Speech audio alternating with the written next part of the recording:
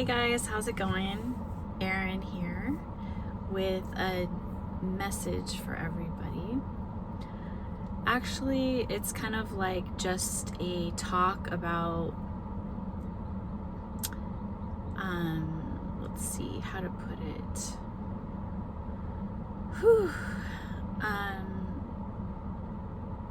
How to go about your path, how that works. So you'll be receiving a lot of downloads from God or Spirit, Universe, on the daily. It could be, when you're meditating or when you're in a quiet spot, or through signs or through music or through just messages anywhere that you really feel something about, but you have to pay attention to those things as well, just something is going on through the day and you just happen to look at the clock and there's an angel number, like a significant number. There's certain angel numbers that you kind of have to look it up if you see the same number sequence a lot, like 1111, 111, 222, 333. Usually it's multiple digits. It could be like 1010 or there's a lot. So you just, if you keep randomly seeing these numbers or these signs, it could be shapes, you could keep seeing shapes, or you could see certain animals, or those could be your spirit animals, or there could be some kind of significance to these things. And so there's just a lot that God or the universe puts in your path as signals. And you need to be aware of those things, because we can go through our whole lives, like I did, without being aware. And so when you finally become aware of your relationship with God and your purpose and your spirituality, and then you look back on your life, you're like, wow, I missed so many opportunities of, I could have sped up the process and gotten to my happy place a lot sooner, that I struggled throughout life when I didn't have to. I just wasn't awake.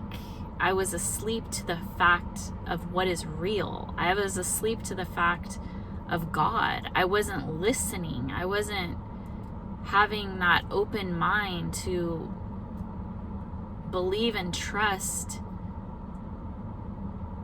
It's you have to really come to that realization where you believe and trust.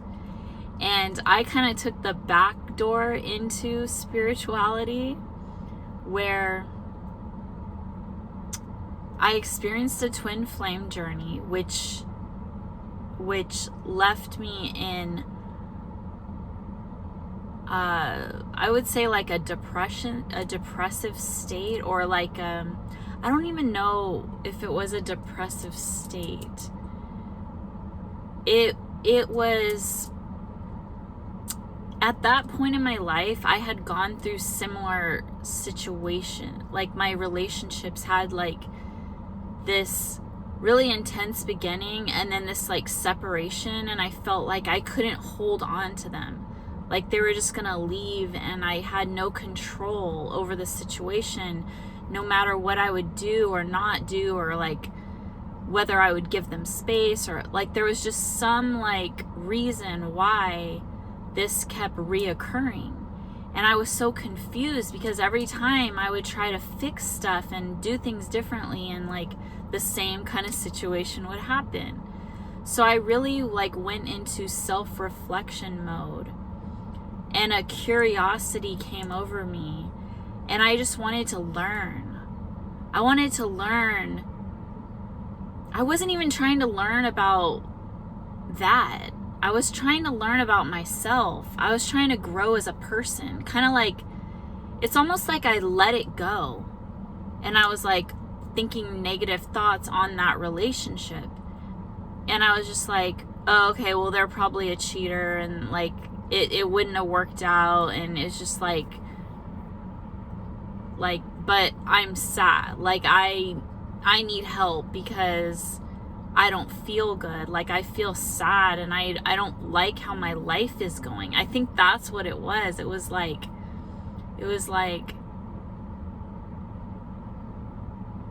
when is this ever gonna work for me? Like I need to work on myself more, because something is wrong with me, because why does this keep happening? And that's where you have to get to this point of awareness. Like, self-reflection is so important. We need to heal ourselves so God can allow things into our life, and we can... Okay, this is I'm getting a message right now that this happened to me too. Is like, imagine if you met the most perfect, beautiful person that you've ever met, and they were the one. You just knew it. Like when you saw them, it was like a celebrity. It was like, wow, they're not only are they handsome or beautiful, their physical body is perfect. And then you hear them talk and you're like, wow, their voice is like velvet, like butter. And they are just, their smile is like intense, is like, I was gonna say electrifying. Like it's just like beautiful. Like you feel their soul, you feel... Then you hear their mind, you hear them speak, and their mind is just brilliant, and you're just like in awe of this beauty of this person, this wholeness that you've never seen before in anyone else. And their smile is just like, it touches your heart. It's like their eyes are intense and like loving, and just you feel this connection with this person, like it's crazy and out of this world. And it's like love at first sight. But when you look at your own reflection after meeting this person or seeing them somewhere, maybe you're too afraid to even approach them. Maybe you go into the bathroom and look at yourself in the mirror and you're like, wow, all this time I've been looking for this perfect person, and here they are. And how do I feel about myself now? When I thought I was so great and had it all together, but really, when I look in the mirror now, all I see is my flaws. Whenever I feel like I want to talk to that person or interact with them, or even like think of having a relationship with this person, like literally, like how could that even happen if I'm not happy and fulfilled with myself and feel worthy of that?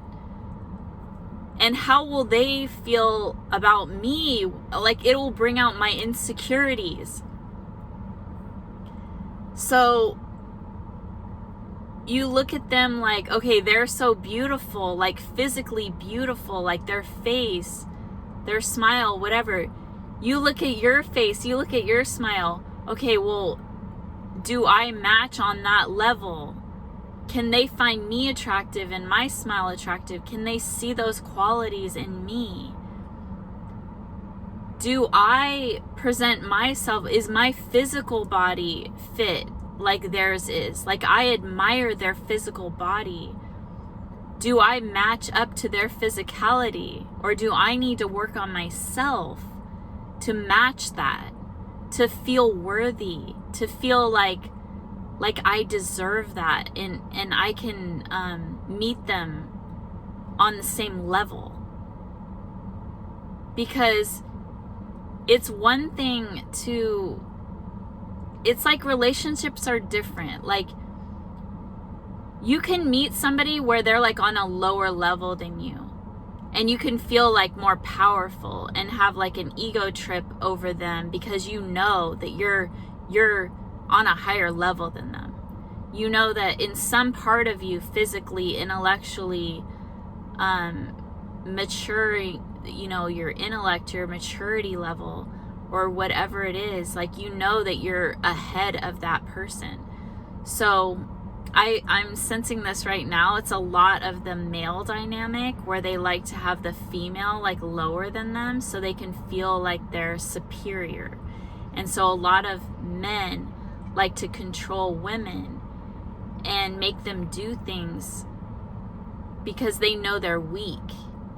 And so these certain types of individuals, and that happens with the narcissist personality, with the empath personality, where they're very sweet and kind, loving, giving.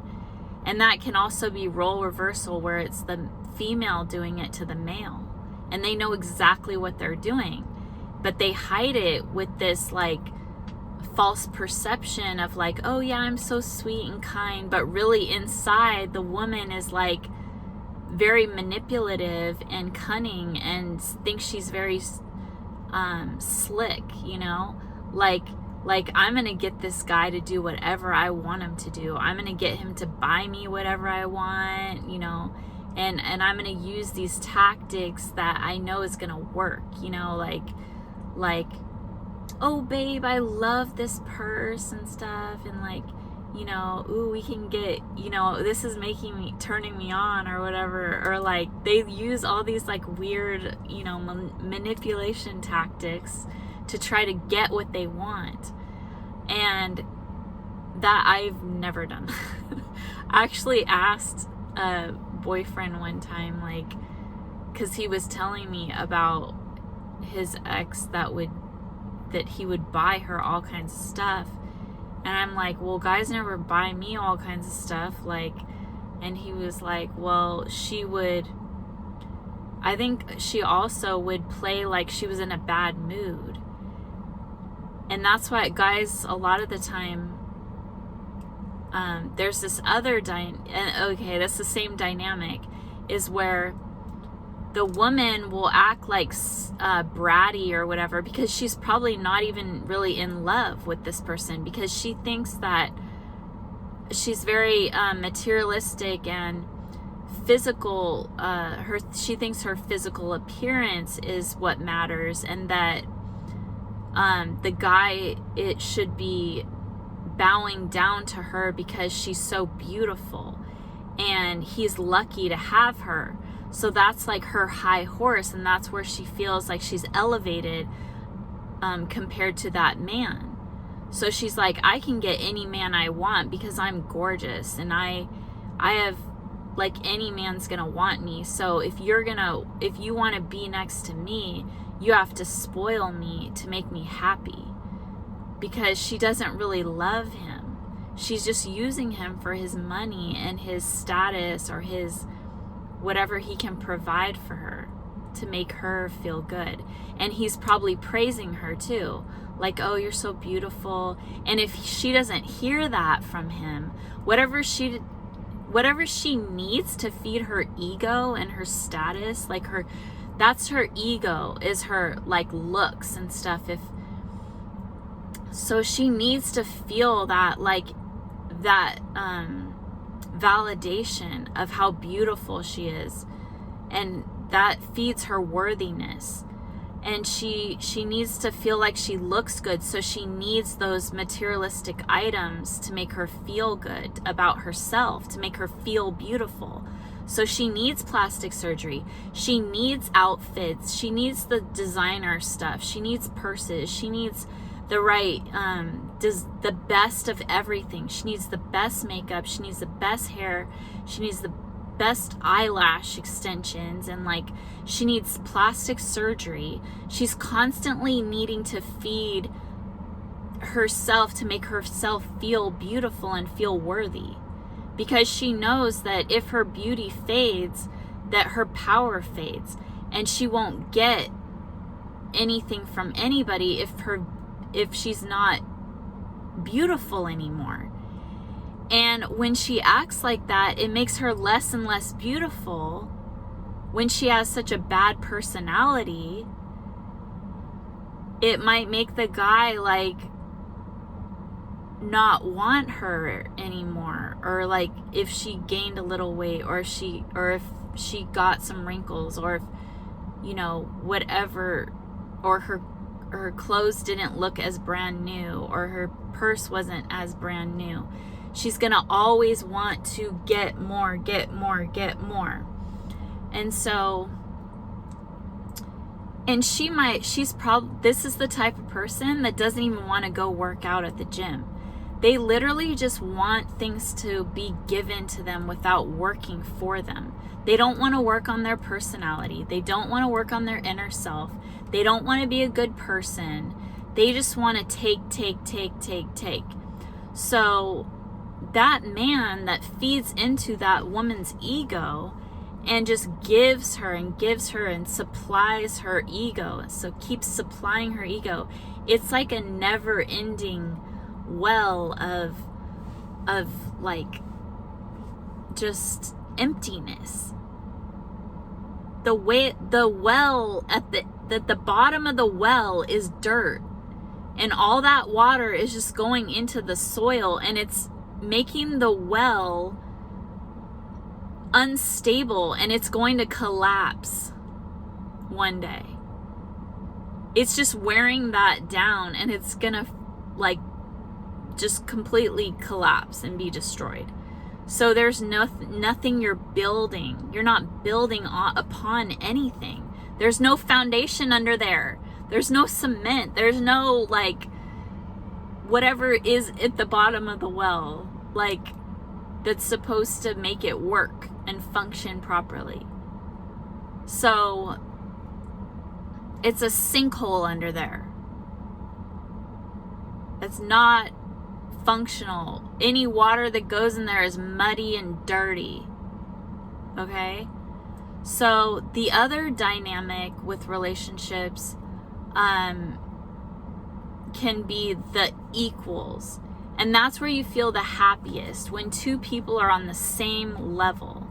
And they could balance each other out. Some could be like more intellectual than the other one, but the other one is prettier than the other one, and the other one is more stable financially than the other one. And it's like this balancing act, and it's a like can attract like, or it could be opposites. But there could be some like just, it doesn't have to be like the same on every level. It's like there's differences in everybody, of course. There's no two people that are exactly the same. But most of the time, you feel like you're on the same level of them, and that feels like a good relationship. Like it feels good when you can connect like that. And I feel like that's what people do. It's not necessarily like the way that it should be, though, because that's kind of like how dating sites are and stuff like that, or like when you're going out trying to meet people. So you're like, oh, he's cute, like he'll fit my mold of what I like, and I feel comfortable like going out with him, or I do feel better than him or something. But then if you go on the date and you realize that they're like so successful or whatever, like then you might feel intimidated and be like, or you might want to be like put on a false mask or like lie or like deceive to try to be at their level. So you can't maintain that they'll, especially if that person like is knowledgeable, can use their intuition, they can pick up on the fact that you're not at their level, and the relationship's gonna fail. But God wants us to use our hearts. So it's not about like a list of qualities that somebody possesses, like their physical appearance, their money status, their education, their family, their religion, their, I don't know, religion's a little iffy. But it's not about these superficial things, okay? So that's not what a connection is with love. It's more in your heart. So it's a feeling that you get, like you're just drawn to this person, and you just you're curious about them, you want to know more about them, and you feel their heart and soul. You feel like a connection with them, even though you can't understand it and you don't even know who this person is. You don't even know anything about them. You don't know their family. You don't know what kind of car they drive. You don't see them wearing designer clothing. You know that this is not like something, you just don't understand. It's just different than like what you're normally used to. And you feel a connection. It's a knowing, it's a feeling. Like you get butterflies, or you get sensations and emotions, and you don't understand where they're coming from. And that's like, it's like the universe putting you guys together. It's like God putting you together. Like your souls know each other. You're like soulmates, or like twin flames or something. You're just like drawn to each other, and then you realize that you're perfectly matched because it's divinely guided. It's God, the universe, guiding you guys together. It's not you trying to search out and go after these false ideas of what love will be, or who this superficial life that you want to create is. No, God has a plan for you.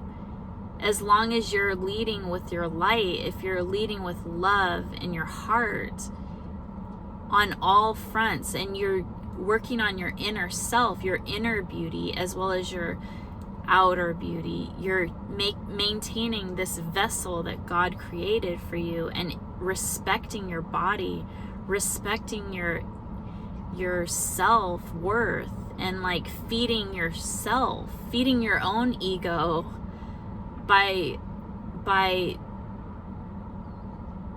whatever you want to do to feed your ego. If you feel like you want to go to college because you feel like that will make you feel smarter, if you feel like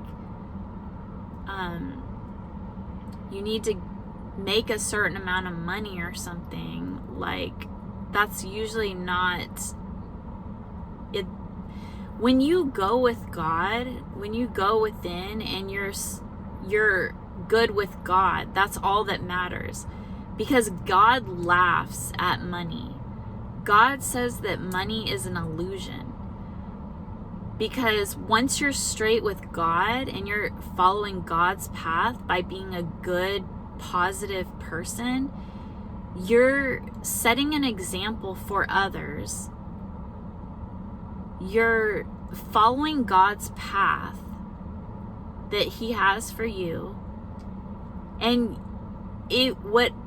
when you do that on every level, and you're at peace and you're happy, and you will attract what you want. You will meet that love of your life. You will have all the finances you want.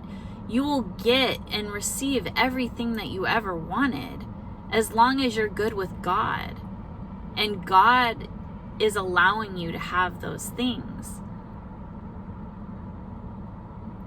Now, there's some problems in that, because our society tells us things that are not of God, but they're having a false illusion that these things are what God wants. But if you know in your heart and your intuition that it doesn't feel right, even though this religious church or whatever is telling you like gay marriage is not right, but you know in your heart, if you're gay, that makes you feel happy, that makes you feel whole, that's like, you know, that's God's path for you. So nobody can tell you any different. If you know in your heart of hearts that something is right, and you're using your emotional intelligence and your like logical intelligence that you've learned over your lifetime to come to these conclusions, then you are right. Don't listen to your family, even if it's your parents or anybody who's significant in your life, friends, longtime friends, whatever. If these people aren't being supportive of what you feel in your heart, then you need to distance yourself from them and make them realize that you know what you're talking about. You have inner self-confidence. You have to build up that strength to have that. You can listen to other people, but at the end of the day, you need to follow your own heart, your own guidance system, because you have to be at one with God. And you cannot trust other people's opinions because they don't know you. They don't know your relationship with God. They don't know what things that God showed you in your life for your path. Your mother, your father, your friend hasn't been there with you to physically experience or emotionally experience these things that God showed you or told you. So how can they have a say over your life and tell you what you're doing is wrong, and the church says this and you shouldn't be gay, and you're confused, and whatever it is, whatever the situation is, it's wrong. Who cares if it says it's a church? That's wrong behavior. We all need to stick up for what we know is right and not support these old, outdated ways of thinking and institutions that get in our way of our lives, our happiness, our relationship with God. They're actually ruining your relationship with God. And imagine all those other people in the church hearing that, and they're all becoming haters and to gay people, and like it's like spreading evil and hatred and competition and jealousy and just like all kinds of bad, hateful things. That's not of God. God does not approve, does not have a stamp of approval on that. It's just outrageous that these places are getting away with these things.